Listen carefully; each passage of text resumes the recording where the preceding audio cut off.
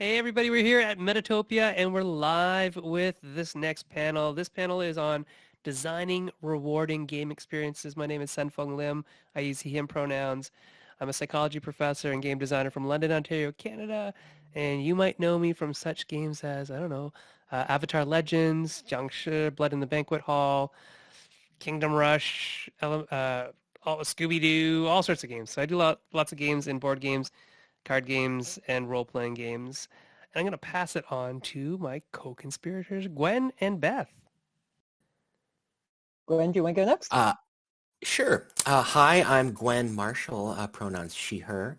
I am a philosophy professor by day, and by night I also design role-playing games. I'm co-owner of Arcanist Press. You might know me from two-time Emmy Award-winning, that's the first time I've got to say that, Yeah. supplement Ancestry and Culture, an alternative to race in 5e, as well as a superhero game called S5e, Superheroic Role-Playing. And we'll see what's next. And I am Beth Rimmels, pronouns she, her. My day job is as a marketing copywriter and content manager, so all about the marketing. But I've also been a game industry freelancer and game designer, ranging from Say Book 7, Kings River Bridge, up to my most recent credit is Kids on Bikes, Strange Adventures Volume 2. And design my own game, Awesome Eights, and lots of other. Oh, and I also am a game reviewer for EndWorld, where I review all your D&D products. So Wonderful. Yeah, I'm Lucas Cohn. I'm he, him. I'll be just facilitating, getting time checks, getting comments from people in chat. If you have any questions for our panelists, do put them in chat, and I'll bring them to them eventually. Excellent. Thanks so much, Lucas. So let's get this started. We're talking about designing for positive, rewarding game experiences. What does that even mean? I'm gonna ask Gwen, because you're like, I'm the philosophy professor. I need to philosophize about this stuff. Go ahead. Give us the spiel. So, okay, that's a big setup. All right. Designing positive game experiences. So I'd like to start with definitions, right? So we're talking about designing, not just running games. So some of the things we might be interested in are really the tools that someone writing content for others to run would use, as opposed to a GM or facilitator of some sort at a table. So that's one important distinction. Second, we are not specifying what kind of designing. So this one kind of designing that has one set of approaches is going to be when you design a system, right? You might try to create mechanics to facilitate a certain sort of experience in the game, right? You incentivize certain behaviors and not others, for example. That's a way to design towards kinds of experiences maybe. But you might also be designing content for a different system, right? You might be writing an adventure or a supplement. And then you have to use slightly different tools because there are some mechanics that are already present and you can choose how to use or not use those contents. So that's different ways of designing that we might be interested in.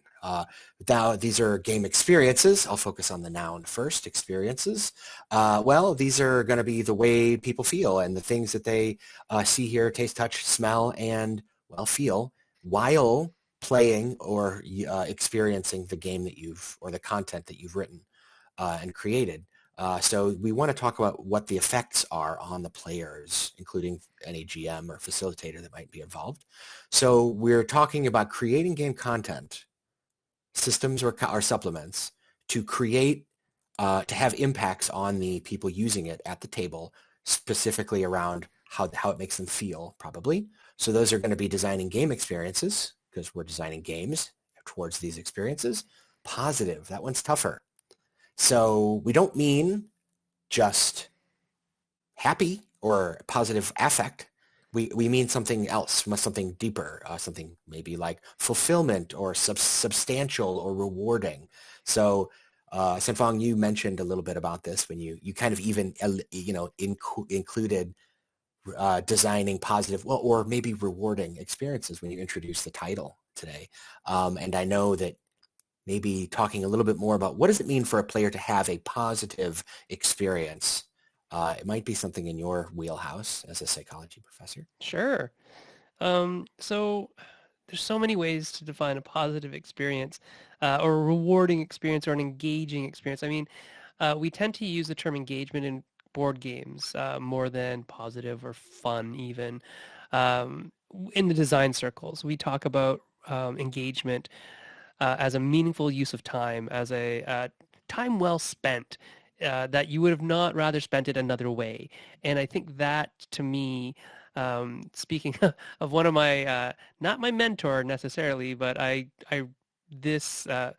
Mihaly Csikszentmihalyi just passed away this week, actually, and flow was the big theory that he described and perpetuated throughout the ethos of the kind of psychology that I practice. And that is exactly what I look for in a positive experience or rewarding experiences. Really that meaningful engagement in a task where you don't realize the time is passing. That's sort of the high-level metric that I'm talking about personally. That's what I want to be engaged in, and that's what I try to design when I engage for other people in a game. Beth, what do you think about engagement versus fun, and what's a positive type of experience for you? See, coming from the RPG side, I look at more as satisfying because it's not necessarily that, again, as we've said, it's not necessarily positive as in, oh, you win everything, yay! But it is that you have a satisfying play experience, you have a satisfying emotional experience, you have a satisfying role play experience. And that can even mean your character dies sometimes. I've had characters die, but the circumstances of it were very fulfilling and satisfying because they were fulfilling their potential or they did something, to sacrifice. So, it's not a case of, your character died, so therefore it's terrible. No, that can be incredibly satisfying. So that's why I tend to use that adjective Yeah, it's a great a word. little bit more. But again, yeah, it's about sending the right signals to the players so that they are having the right type of game experience and playing back and forth with those signals to make sure everyone is engaged, everyone is having, like I said, rewarding experience, satisfying experience, even if you're putting their players figuratively or literally through hell, Right. as far as what they're trying to achieve and accomplish. And even sometimes with RPGs, it may absolutely be a no-win scenario, but they know going in that's a possibility, so it's not going to crush them. And that's where it's setting up Yeah. the expectations. Yeah, we were talking about that before. Gwen, you have your finger ready as if you're about to profess. So go right ahead and profess. When I profess, normally I like to pace while I'm talking, and do one of these, but I'll So sit. do I when I teach adult ed. We can't pace here, unfortunately. I know, right? But I wanted to expand on something that Beth said about meeting expectations. And I think one way to successfully design towards positive experiences is to include elements or instructions in your design that can help the players, GM included, have their expectations fit the expected outcomes of the game. So you don't start off with, for example, kind of comedy tropes in a game that you want to kill all the players, or you want that to be a possible outcome, right? Where everyone dies, or everyone is corrupted by the the darkness or whatever. So managing expectations, I think, is going to be one element of designing positive experiences. You want people to know what kinds of experiences they're getting in. That having been said, one way to create a positive experience is to very cleverly defy expectations as well. And I think it's just like many other forms of like aesthetic experiences, like going to watch a movie or read a book, right? Or listen to music. There might be that there's a sudden weird genre shift in the middle, and if it's done really well, it can be amazing. But most of the time, you present a good novel by letting people kind of know somehow or another that this is going to be this kind of novel, and then they get what they want, so to speak, or you demonstrate that you meet those expectations or exceed them. So maybe one way of thinking about this is about fulfilling or exceeding certain sorts of expectations. Because if you want one thing, even if it's done well, or I mean, and you get the other thing, even if the other thing is done well, it might not be the experience you want. Yeah, just from personal experience, I'm a big fan of animation and specifically Japanese animation, and very specifically big mecha. I love mecha anime because I grew up with it as a kid.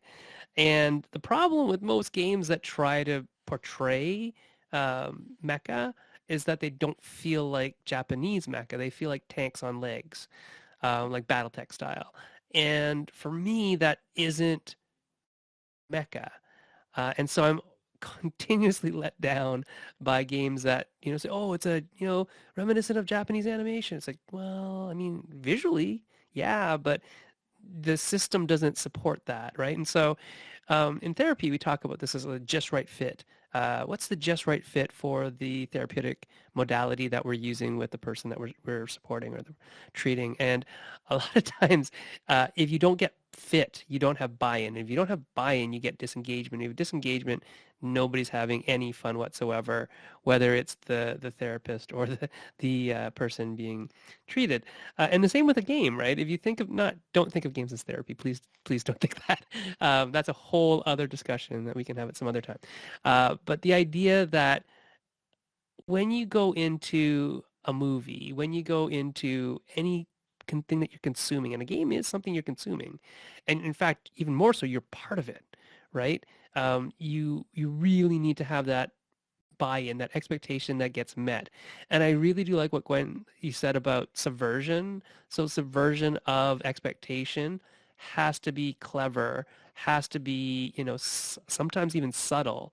And then sometimes really full force in your face, like, boom, we're subverting this to be effective, because that is that kind of thing that differentiates just a game from the game, like the game you want to talk about, the game you want to play, the game you want to, buy more supplements for. And I think a lot of that stuff in terms of creating that opportunity for just right fit with your play style and your play needs, in terms of your psychographic, in terms of how you play a game, what you're looking for, is it engagement, is it mastery, is it systems, is it whatever you're looking for? Does this game meet that? How do we as designers present this to people in a way that tells them this game can do that thing for you, but it doesn't do these other things, right? So actually, Beth, as a marketer, how do you do that? How do you tell everybody that it can do these things? I was going to say that is one of the challenges. And of course, it's also really tricky in the game industry because most game designers or game companies are on the small side. It's not like we're Unilever, or Procter and Gamble, where you have this giant marketing team and all these branding experts. Or Disney's actually a perfect example of how to do it well. They know how to target their exact audiences and set those expectations.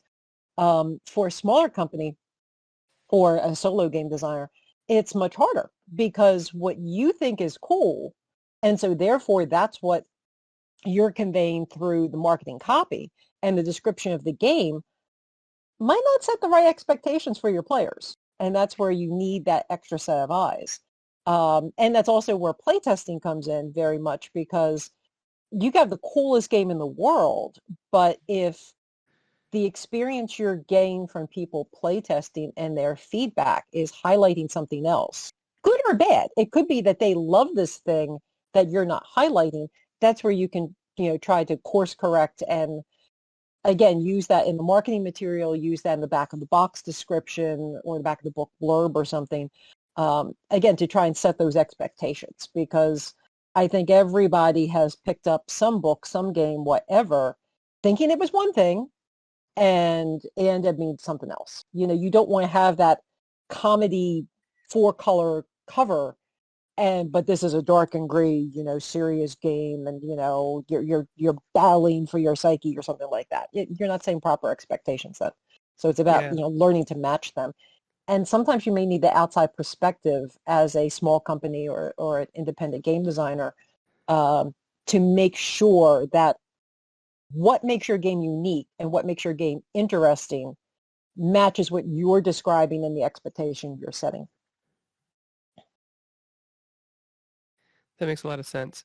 We had this one game that we had pitched it. We were pitching it to a publisher actually, and we're like, yeah, it's this game about juggling, and you're juggling like increasingly harder things like fire and chainsaws, and then the hardest thing was like kittens. You're juggling kittens, and they were like, oh, that sounds great. Let's play this. And we played the game, and like then like maybe a hand into the game, like you're like no, we're gonna stop.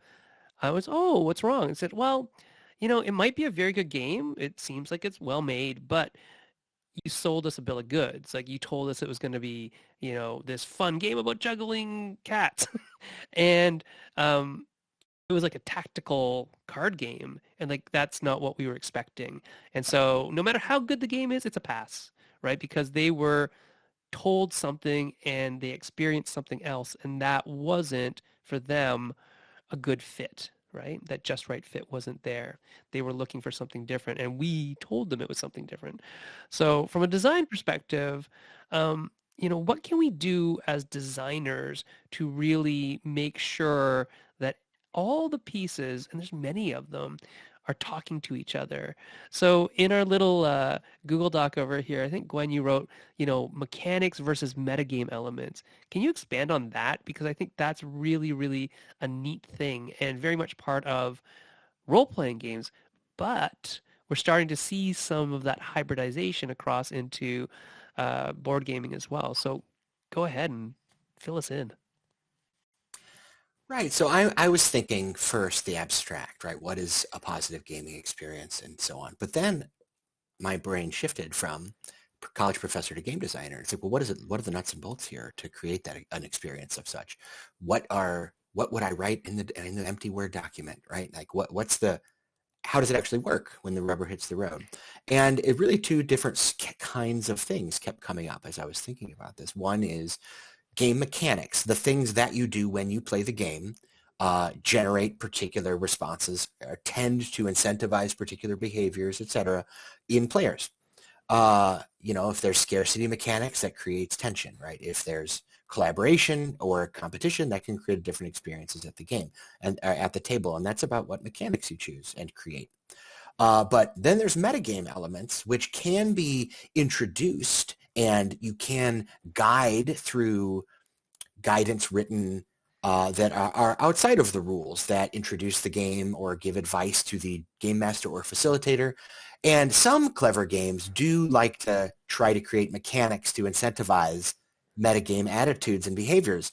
Some that came to mind in the role-playing game space are things like safety tools and session zeros, but also ways to talk about the game that are not within the game, ways where we step back and talk player to player rather than, if in a role-playing game, character to character, or instead of engaging with the mechanics of the board game to advance the turn, we might step back and strategize as players about how we'd like this game to unfold, right? So you can design mechanics that target the player experience either from bottom up, if you will, mechanics up, Yep. or top down, right? I like that. I like that point of bottom up versus top down.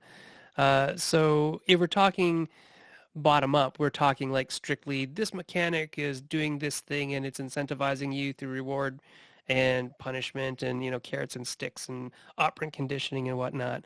But from the top down, now we're looking at this as a social right? This is a social thing. We are engaged in this as, in our case, 3 people playing a game together. What do we want this to become?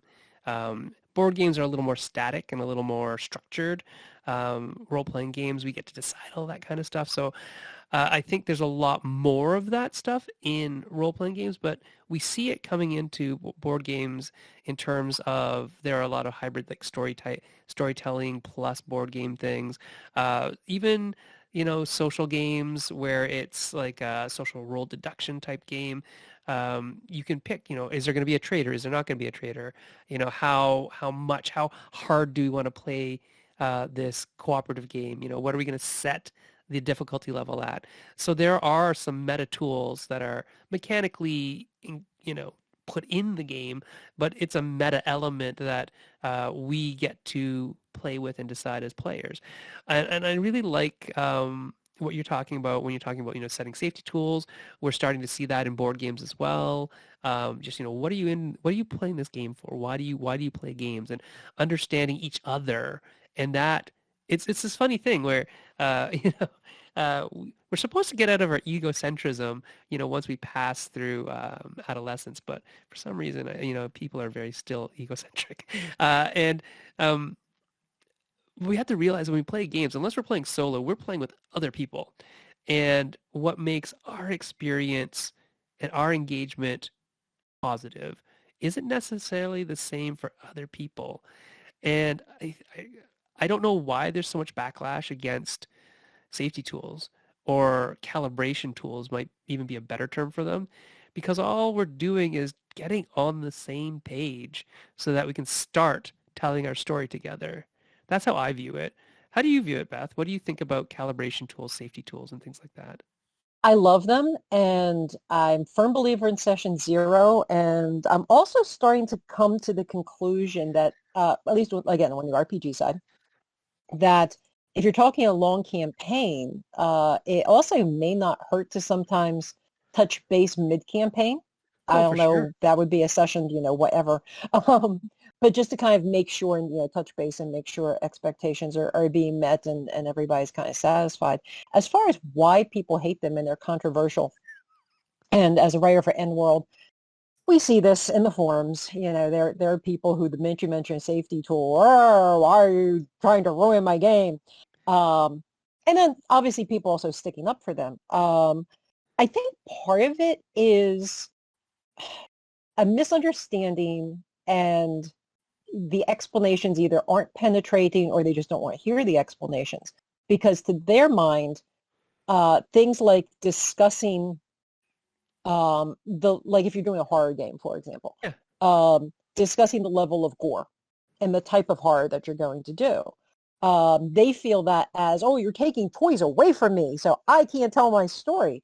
No, it's, as you said, it's calibration technique to make sure that the story you're creating fits with what your players are interested in. Yeah. If my level of horror is Halloween Town and Twitches, I don't want to be in an RPG that is the equivalent of the movie Hostel. Oh Not my going to be a gosh. good fit, Yeah. and vice versa. Let's not go there. Yeah. Oh, exactly. But that's where, it's the whole calibration thing, but they see it as taking things away Yeah. as Yeah. opposed to making sure things are in alignment. Right. And some people just don't want to hear that explanation, and that is what frustrates me, because some you can bring around. Yeah, that sounds right. And I think your reference to the movies are really great here, actually, because we have this is the thing about many people that react negatively to safety tools, is they already do that kind of behavior in many other areas of their lives, Yeah. right? Mhm. If you were sitting down with some friends to watch a movie, on Netflix or whatever, or in the olden days, you'd go to stand in front of the box office and decide, what do you want to watch? The old. It's totally normal to turn to the person and say, Quite would a, you like to see a horror film? are we that old? We are that old, aren't we? We are that old. Well, That's the real in the horror before story. That times, is the real horror yeah. story, my friends. I It's half just how expected old you we to are. say standing at Blockbuster trying to pick a video, but that may be dating Also Also, myself. aging us. I did work in one of those stores once long ago. But anyway, but you normally just ask somebody, what are you in the mood for? And if they say, I don't want to, I'm not in the mood for horror tonight. Or if they say, let's watch a horror movie, but I don't like that torture porn, like Saw movies. I don't like that. Let's watch something that's creepy instead. That's natural. Or if you sit down with somebody at dinner, here's maybe a more apt analogy to the gaming experience. If you sit down to go out to a restaurant and you say, hey, let's share a dish, and they say, well, I'm sorry, I'm allergic to shellfish. So just as long as you don't put shellfish in my food, which would give me an unavoidable negative, unhealthy reaction, then we're good. That's just a natural thing you do. That's just human decency. So if I tell you that I have a reaction, a negative reaction, like it would trigger a trauma or make me uncomfortable or ruin my fun just in general to have some sort of content in a game, why would you not? This is a shared experience, right? And I think that one thing to keep in mind when we're designing for these positive experiences is that there is a social contract, and it's usually implicit. But session zeros and safety tools can, and some specific conscious design can make that more apparent to the players. So we have a quick question on that. Sure.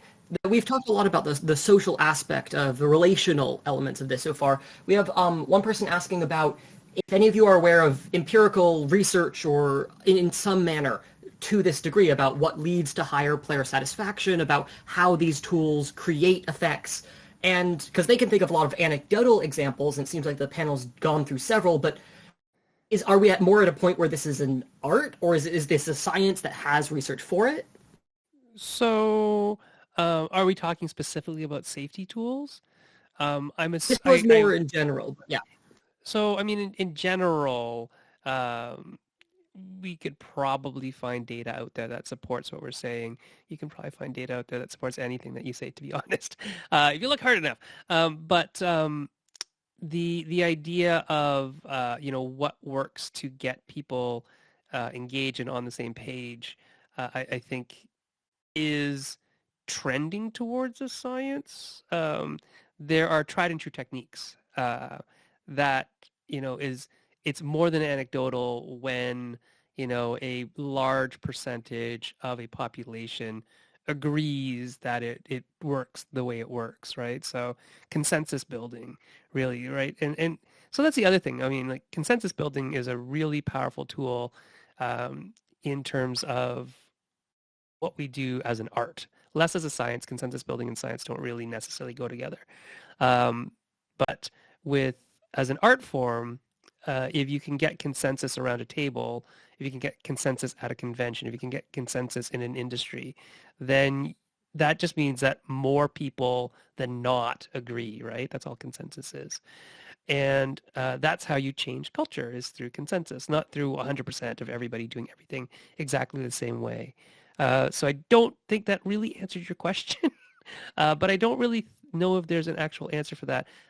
There are definitely people in, not this panel per se necessarily, but in other panels who actually are in the field of study of, research of RPGs, and that may be a better question to ask them.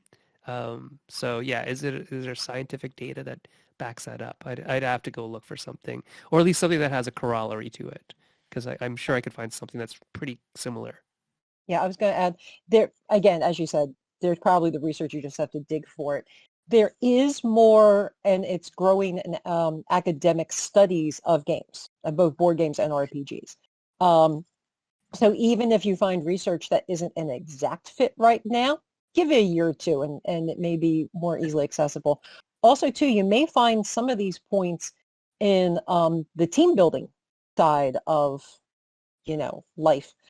Because there's corporate team building uses a lot of games, and some of it is based on, game theory, again, to facilitate social experiences and interactions to help people understand, develop consensus, whatever the goals of the team building are.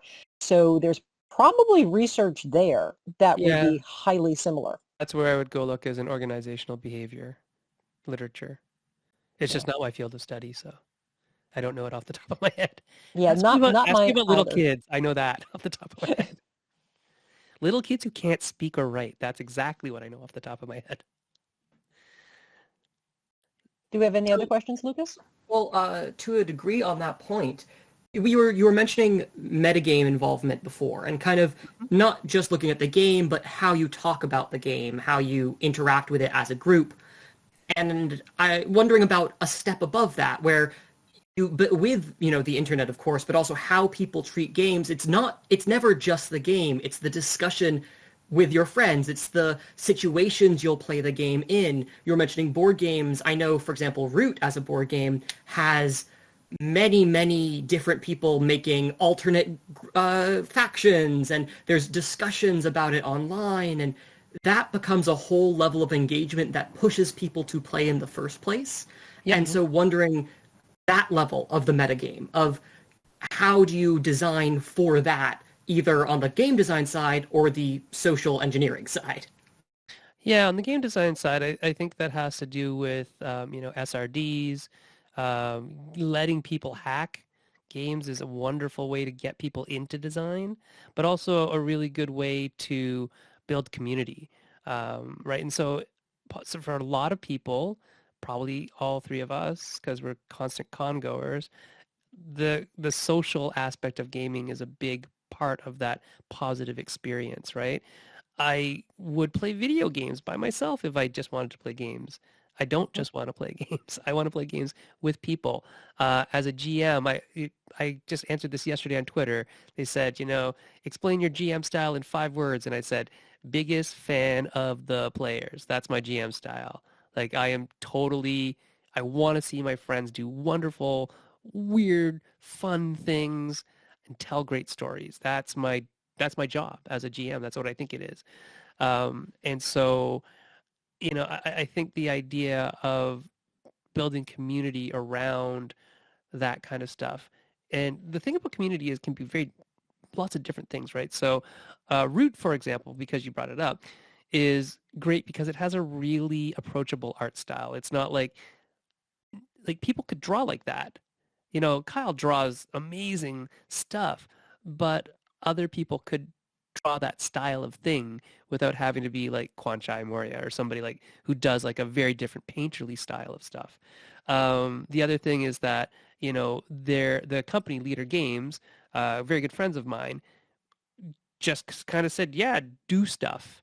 As long as you don't infringe on copyright, do stuff, which is a very fair way of doing stuff that, I think the board game industry is not as ahead on that as, say, the RPG industry or the video game industry either, right? If you look at the site for Supergiant, I think Supergiant makes Hades, whoever makes Yeah. Hades, they have a huge page on what you can do, and it's like almost anything except monetization of stuff. You're allowed to kind of draw stuff and make things and, slash fic or whatever you want to do it because they just love their world they created. And Root is kind of handled similarly, whereas some other companies are very protective of their stuff. But anyways, the idea of design or purposefully doing something so that you can build community, some people have definitely done that in their games where they say, here's exactly how the sausage is made. And they give you the whole, all the equations and all the things, and you can go do with it what you will. And they'll say, hey, we have a site where you can post your stuff. And that's great. I think that's a wonderful way of doing it. So if you can design something that other people can design with, not only are you having like content just auto-generate for your system, but you're encouraging the design community and then the play community around that, the art community around that, and it becomes this wonderful, wonderful thing, which is, why things like this exist. Poof, this thing right here. Masks exist because Vincent and Meg said, go ahead and do whatever you want with PBTA, right? And so there was a huge shift, I think, in how we hacked stuff when people like Vincent and Meg said, yeah, hack it, make it something interesting and new. And I think that's the way that we can get even higher level than just the meta of the play table when it's like from a industry perspective, or at least one company's perspective of how they design for positive experiences.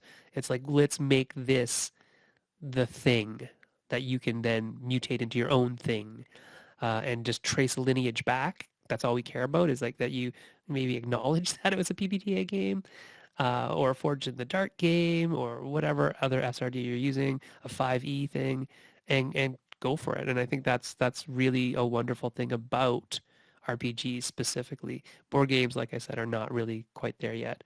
Although I will say that I got my start in design by joining a group, and I'm going to age myself completely, on rec.cards.magic.game. If you know what that is, you are old as F, like me. And we just designed new sets of magic cards on Usenet in text with no pictures. Say, oh Right. yeah, I would just design this, Kobold Warrior, because there's no Kobold Warrior in the alpha and beta set. Kobold Warriors are a 1/1 creature that costs 1 red plus 1 colorless mana, and this is what they do. And by designing, by having a system that you could hack and make without consequence, because Richard Garfield's not going to chase me down, and nobody's going to make these cards anyways, or sell them. We could learn how to design, and we created community around that, which got me deeper into Magic, so much so that I, had to sell all my Magic cards, or else I wouldn't be here today. I would be, Right. I would be actually probably richer than I am now, though. Right. So yeah, same questions to Yeah. Gwen and Beth. Oh yeah. No. Beth, do you want to go first? Well, I was going to say, could you repeat the question now? Because we've kind of wandered around and I've had yeah, other please do. thoughts. Sorry, it was pretty Lucas? much captured. It's the metagame beyond the talking about the direct game, the thing that forms around that game, and how do you design for that both within game design and within, marketing, within social construction, that kind of stuff. Okay, so from the RPG side, you can do that a couple different ways. First of all, RPGs are kind of naturally, maybe not naturally designed for community, but they're definitely designed so that they can be very hackable, that you can, tear them apart. Everybody has house rules and things like that, so you can change things around. For the building the community side, if there already is a organized play program, that can help with building community. And of course, there's already fandoms out there for all kinds of RPGs and things like that. Really, though, I'm going to come back to, again, session zeros and safety tools, because that, again, helps you set the expectations for everything. And then that helps to build a reputation, because assuming that you aren't just you playing with the same 5 friends all the time and you're part of a larger community. If you come up with cool scenarios, if you run good games, you're going to get a reputation for it. But you're not going to get that reputation by being a jerk. So that's where it's back to saying the good expectations and saying the play point. Kind of step aside because I was thinking about this, what you were saying before. Some big companies have failed at saying expectations for games. For example, I can think of one official 5e game that the entire, well, I should say the entire point of the game, it was very clear. The designers wanted the players to spend a lot of time in exploration. Yes, there was also going to be combat and everything else in the 3 pillars of D&D. But it was clear that for this adventure, exploration was going to be a big part of the game. And then they put a death clock on the game so that the players had to rush things in order to survive. And that's where sometimes you can be counterproductive in your game design and send the wrong signals. Technically, they did have a way in there that as players died, they could suddenly have somebody else pop up, but that's not going to be as fulfilling. And it's still this onus on the exploration. So you're designing this big palette for them to explore and then impeding their feeling that they can explore because, oh, the least little thing happens, I'm under this curse and I'm going to drain away hit points and I'm going to die very quickly. So that's where also too with game design, it's setting expectations between you and the players, but sometimes you have to clarify your own expectations. If you want them to explore, don't push a time element on it or do a very different time element. And if you want that pressure of, they got to do this quickly, don't design the game for exploration. I mean, that all sounds right to me. I'd like to add just a slightly different angle to it. So it sounds like, some of the things that you were talking about at the end there, Beth, are kind of, they're a different kind of metagame discussion. Like one is mechanics the players actually do, and then there's more like design principles or design goals that you're bringing to the game when you design it. because you're trying to create these particular kinds of experiences at the table. And then there's them different. Then earlier you mentioned things like safety tools, and that's like a kind of a meta game element where people are talking about the game before playing the game or while playing the game. Sen-Foong, you talked about like, well, you can go make it hackable by communities like PBTA or Blades in the Dark or 5e's OGL. I'm going to try and shoot in between those two, right? Very Good. near the table or very near the industry-wide thing.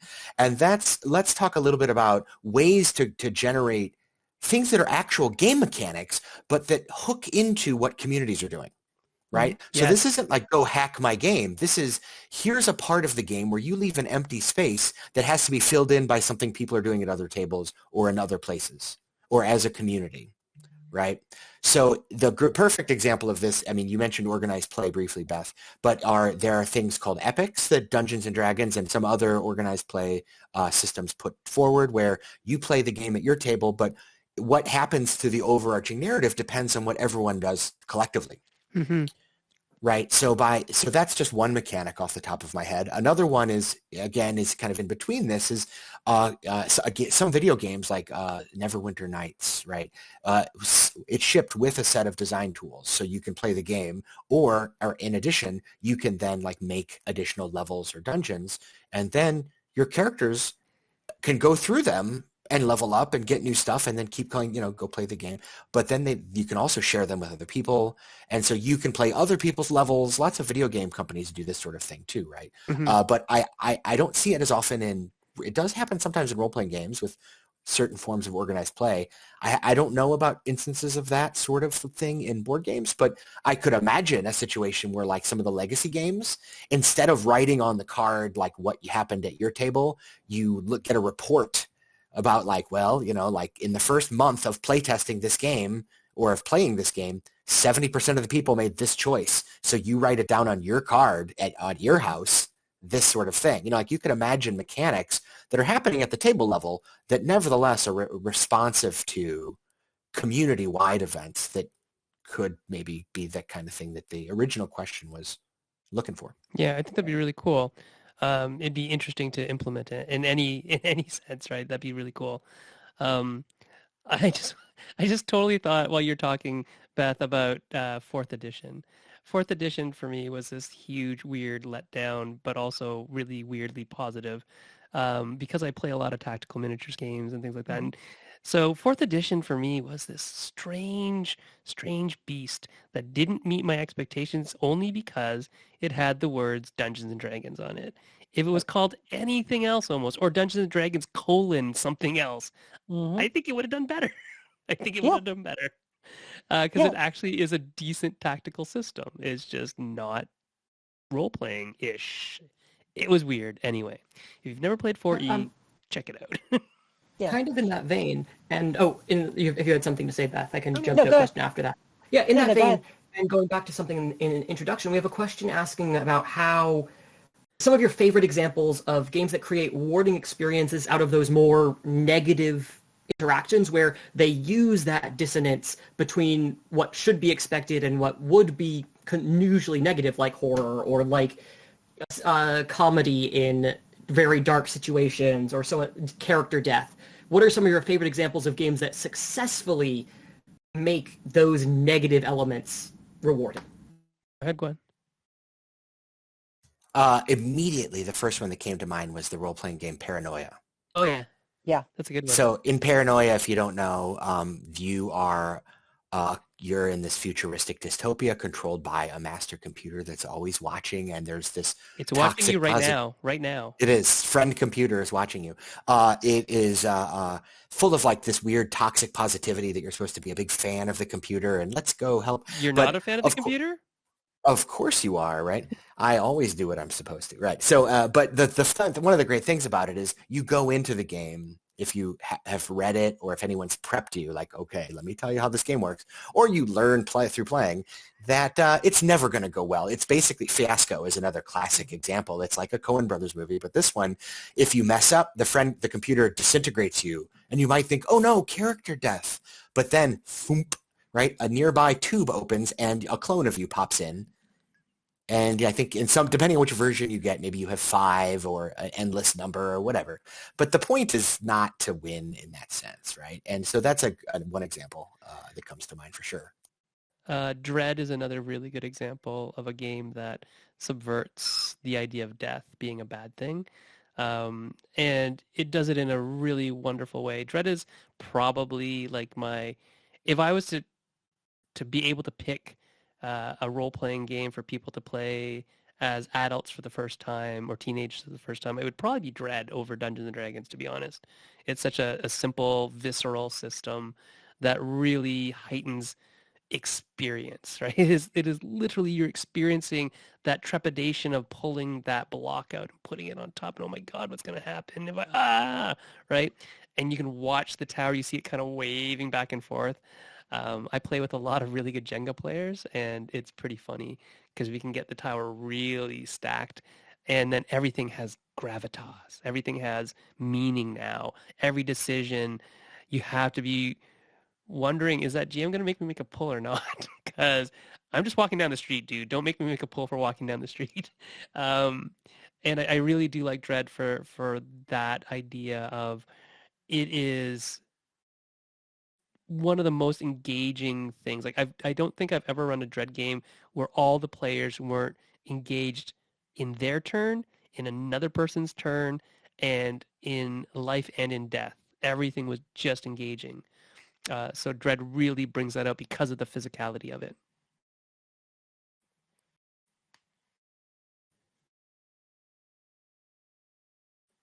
Beth, you have any thoughts there, or want to jump to another question? I'm trying to think, and the thing is, some of the ones I can think of are more, it's more in the campaign level that I would give as examples, which would not be nearly as illuminating for people, not so much on the actual game level, which is why also I'm a little distracted because as everybody else was talking, forget which one of the two of you made a comment, but now you've inspired me. I've got a setting idea in the back of my head to work on. But yeah, I'm trying to think as far as a game that does it, and I'm just coming up blank today. So clearly I haven't had enough caffeine today. So, if you want to go to another question. I mean, actually, not necessarily a question, but building on this, what would be then the process you would use to answer this question for yourself? Like, say you're trying to design a game that that has a rewarding experience through its design inherently. What is the step-by-step process you use? Like, maybe we could come up with an example here, but like, what is the core pitch? Then how do you develop on it?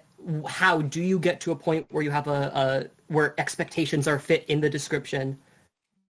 Oh, okay. Yeah. So for me, how I do that is I'm an experienced first designer, like all the time. I think about the experience that I want people to have. And I view games as boxed experiences. That's what I think of them as, or experiences in a package or whatever.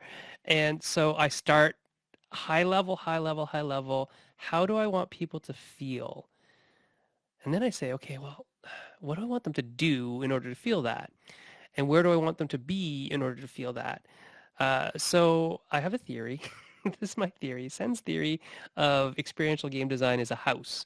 And Beth, you might have seen me post about this at some point on my Facebook page. But the roof of the house is the experience because that's what you see from a far distance. It's at the top down. That's what I want you to really talk about when you talk about the game is how you felt while you were playing it. What did you, not necessarily what you did, but how did you feel about the experience, the roof? And that roof needs to be supported. Otherwise, it's not a very good roof. And what supports it in board games, it's usually what we call theme or setting or whatever, all the stuff around that, time, place stuff, and then mechanics or mechanisms.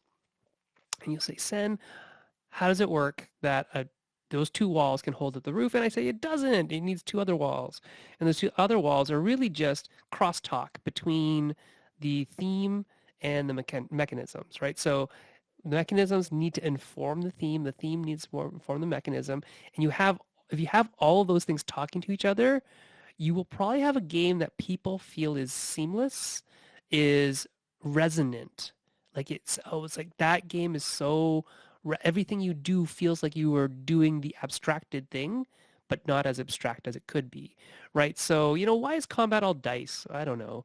But what if it was something else that felt more like combat? Like, so what if it was flicking discs at each other, like in Catacombs, where you get that kinetic feel of aiming something, of hitting something, of knocking it out? Oh, now we're talking like that actually feels like combat. To the point where dungeon crawl games like Descent and whatnot, even Jaws of the Lion and games like that, I actually don't prefer those games. I prefer a game like Catacombs because I don't want my dungeon crawl to feel like I'm actually crawling. I want it to be fast and fun. And so that to me is a mechanism that subverts the normal purpose of that type of mechanism, puts it in a thematic world that is totally diverse and divested from Crokinole, where the mechanic of flicking a disc comes from, or Karam. But it did it so well because everything talks to each other, everything informs each other, and the experience at the end of Catacombs is I leveled up my character to be this awesome thing, and I got really cool little new discs to play with by shooting discs at things, and it's like totally makes sense that magic missile, I get a bag of 4 discs that I can like shoot from different locations or whatnot, right? So they've used everything from flicking discs um, and ported it over to Dungeons and Dragons, basically. They've realized everything from Dungeons and Dragons in the form of discs and flicking them. And it's a brilliant game in that way because it subverts both of the genres that we're talking about. But also the crosstalk between the theme and the mechanics and the themes supports the overall experience that you want of a fast, quick dungeon crawl in 45 minutes instead of, several months of campaigning, right? So anyways, that's how I do it, is I start with experience. I think about the mechanics and the themes. I make sure they talk to each other. Like if I'm making a game about fishing, uh, probably not rolling dice, probably actually doing something that feels like I'm putting my line into somewhere that I don't know and picking something out. So it might be a bag builder where I'm reaching into a bag and pulling out cubes, right? Because that feels like fishing. Rolling dice does not feel like fishing. So we have about 10 minutes left, so same question to the other two. Well, I just want to kind of jump in real fast first on what you're saying, because you had posted about that, and I've been chewing on it ever since for my own game design, because one of the things I tend to find with RPGs is a lot of RPG designers tend to either they fixate on the setting and then they design rules to try and support the setting, or they have a cool idea for mechanics and then they figure out the setting for those mechanics later. And it's a very different thing when they are actually done organically, as you're saying. And I have to admit, like I said, I've been chewing over this thing because in designing Awesome 8s, well, I had several goals, but one of the goals was about to make the rules so easy and intuitive that it was easy for an experienced player to, kind of get into it, and they could focus on the role play, they could focus on the plot, and not really have to worry too much about the mechanics because they learned the mechanics so easily. But then also to draw in new players. But then you said that post about designing for experience, and it's like, okay, so how exactly do I do that? I want to provoke an experience, but I'm also designing a multi-genre game. And so, yeah, your post has had me chewing on things because, like I said, RPGs, we have a tendency that we're coming from one angle or the other for where we start, and we're not always integrating them as well as maybe we should. Yeah, this is great. I am a weird or an unusual tabletop role-playing game designer because I actually have exactly the same, at least I think I do, as you were describing, Sen. Like Yeah. I always focus on like, well, what's the experience I want? Even when I was just designing homebrew content for my own players at the table, I never thought about like setting. In fact, I'm setting last person. I know a lot of people who are into designing role-playing games. They want to sit you down and they want to tell you about their world. And that's super cool. And I don't care about that when I design. I just like, wherever, put it wherever. standard fantasy land. I don't care. Like that doesn't matter, right? I want to create a situation where people can have a certain experiences, specifically emotional experiences. I want to engender affective responses of certain sorts, or certain, let's say, genres, right? And so to design for those, I have to think about, well, what do people do? What kinds of activities do people do that accompany those feelings? And if it's, you want to explore grief or like a tragedy, like think about like, I don't know, like a Bluebeard's Bride kind of game or something, right? Like you need to, first of all, make it clear to the players up front, this is this kind of game. And then you need to create situations where people feel that way and invite people to enter into them somehow, right? So in the Bluebeard's Bride case, this is clearly kind of heavy material that is about this sort of situation. And so people who want to have that, if you want to have that kind of experience, you play that game and it does it really well. So Dread is another, or Starcross, to name the more recent great Jenga game. Those are games that, right, that like the tension, Starcross I really love because unlike the Dread horror feeling, it's like the sexual tension or romantic tension that's building and building and building. And then there's the release, which actually isn't necessarily narratively good, right? It might be a kind of a disaster given the situation. You're kind of like a Romeo and Juliet. You're not supposed to, and if you ever do consummate it, it might be the end of your career. Like Scully and Mulder. Right? Yeah, will they or won't they? Well, if they do, the show's over. Right. So I hope not, right? So it's, you know what I mean? So that, I always want to start with that experience too. And then I'm like, well, what can I include in my game that might make people feel that way? And I love that. I mean, like another great example, Big Any winner recently was Alice is Missing. Yeah.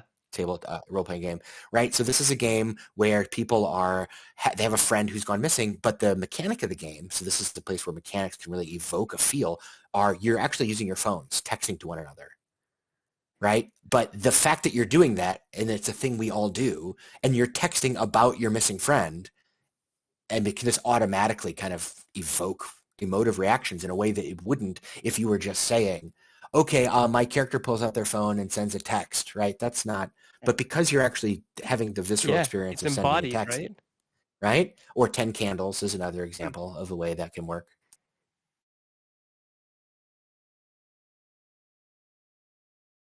The other thing I do just want to jump on real fast because it's a point that we haven't necessarily hit is, we've been talking game design for board games and RPGs. That's not just for on the big level. That's also on, you're the DM at home making your own adventure. Yeah. You still have to send signals for that homebrew campaign of yours as far as, is this going to be a railroady campaign? Is this going to be a sandbox? Again, what type of mood, what type of level and everything else.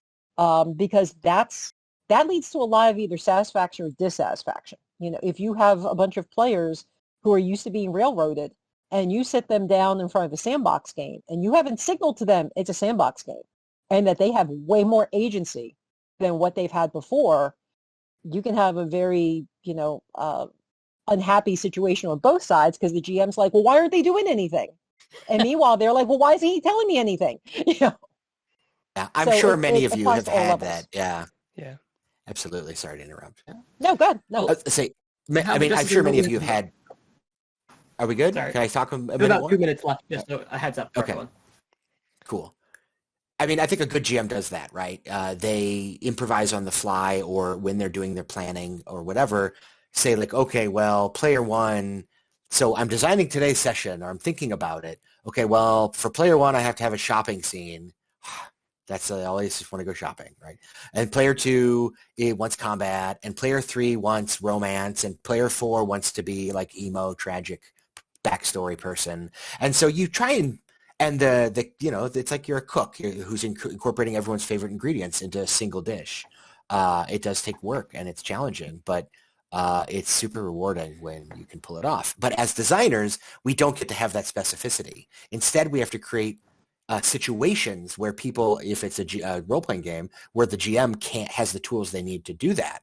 Or I don't have as much experience on the board game side, but clearly designing for multiple tables is different than just running your own game, but you do have to do that. Yeah. I think we have to start giving our how to reach us things. Yeah, On for that sure. note, if you all want to wrap up, give your how to reach you, who you are again. Okay, I'll go first. Sure. Beth Rimmels, game designer, professional marketer, and reviewer for N-World. You can find me on Twitter at Beth Rimmels, Rimmels, or also through on Twitter at awesome, the number 8, followed by S RPG. So awesome 8 RPG. Gwen? All right. So I'm Gwendolyn Hope Marshall, and you can find me at Twitter at Gwen, Gwen, _H _Marshall, or at Arcanist Press, ARCANIST Press.com, or on Twitter. Reach out. My name is Sen-Foong Lim, and you can find me on Twitter at Sen-Foong Lim, SenFoonglim. You can hear me weekly almost weekly on Ludology podcast, and I'm also the co-host of Meeple Syrup Show, which is a weekly web show about game design and other stuff in the game industry. So that's where you can find us. Thanks very much. That's a wrap. That's it. Good job, everybody.